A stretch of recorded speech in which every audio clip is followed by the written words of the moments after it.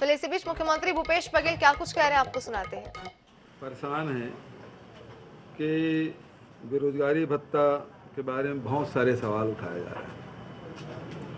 Bharatiya Janata party सांसदों में कहना चाहूँगा कि 2003-04 में बेरोजगारी भत्ता देने का आपने फैसला किया था, तब मात्र 300 रुपया प्रति माह था और 2012-13 में उसको 1000 किया गया और 16-17 में उसको बंद कर दिया गया।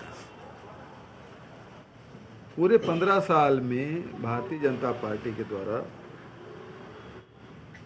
100 करोड़ रुपए बेरोजगारी भत्ता का भुगतान किया गया, मात्र 100 करोड़ 15 साल में, जबकि हम लोग इसी साल के बजट में अभी 250 करोड़ का प्रावधान किया हुआ है। भारतीय जनता पार्टी के समय में गरीबी रेखा के नीचे लोगों को ही देते थे, जबकि हम लोगों ने ऐसी कोई शर्त नहीं रखी, बल्कि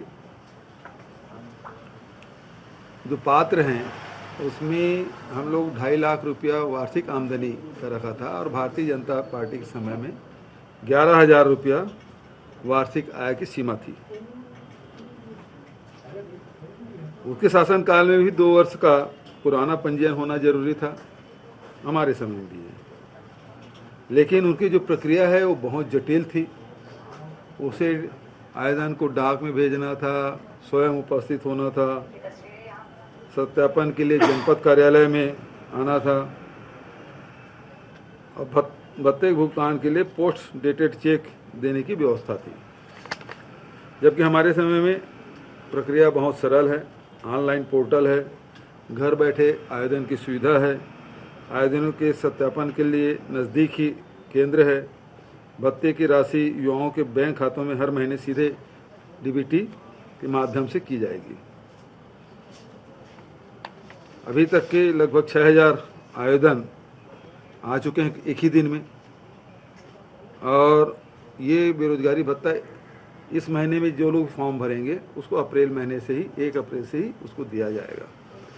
तो ये बेरोजगारी भत्ता पहली बार दिया जा रहा है, ऐसी बात नहीं है। ये लोग दिए थे तो बहुत जटिल प्रक्रिया और बहुत कम राशि, आय भी बहुत कम, जबकि हमारे समय में इसको बहुत सरल किया गया है और राशि भी बढ़ाई गई है। एक दूसरा इशू ये है कि पूरे देश में सबसे ज़्यादा यदि ईडी का छापा पड़ा है तो केवल छत्तीसगढ़ में। पिछले 1 महीने में ही आप देखेंगे, जब से हमारा अधिवेशन शुरू हुआ उस समय से लेके अब तक के लगभग 50 ठिकानों में छापे लोग मार चुके हैं, 50 से अधिक। लेकिन अभी तक के व्यापारियों के यहाँ, उद्योगपतियों के यहाँ कितने राशि मिली उसके बारे में कोई जानकारी नहीं है। हमारे कार्यकर्ताओं के यहाँ भी मारा गया, गिरीश देवांगन, सन्नी अग्रवाल, राम गोपाल अग्रवाल, विनोद तिवारी, इन सब कार्यकर्ताओं भी मारे। कितना छापे में राशि बरामद की, कितनी संपत्ति बरामद की गई, कोई नहीं बता रहे हैं। इसका अर्थ ये है कि ये राजनीति से प्रेरित ये छापा है, अस्थिर करने के कोशिश की जा रही है और सेंट्रल एजेंसी का दुरुपयोग किया जा रहा है।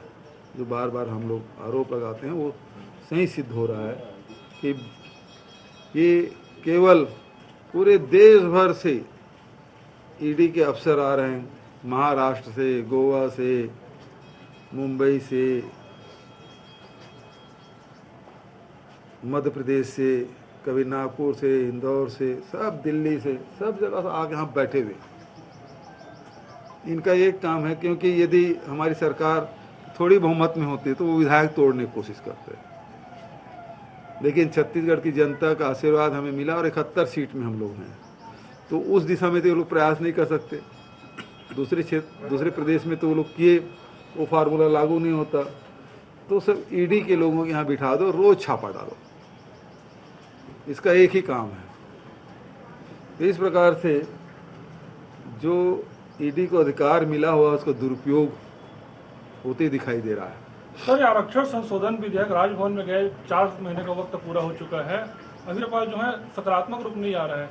आगे सरकार का क्या रूप है, क्योंकि सरकारी भर्ती हो नहीं पा रही, 6 महीने बाद आचार संहिता लग जाएगा, युवा काफी परेशान है सर। अभी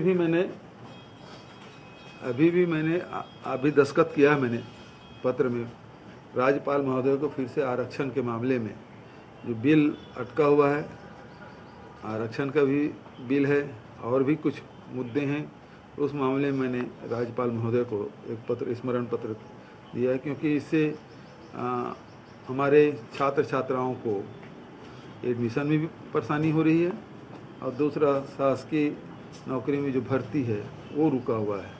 तो मैं तो यही कहूँगा कि राज्यपाल जी को फैसला करना चाहिए।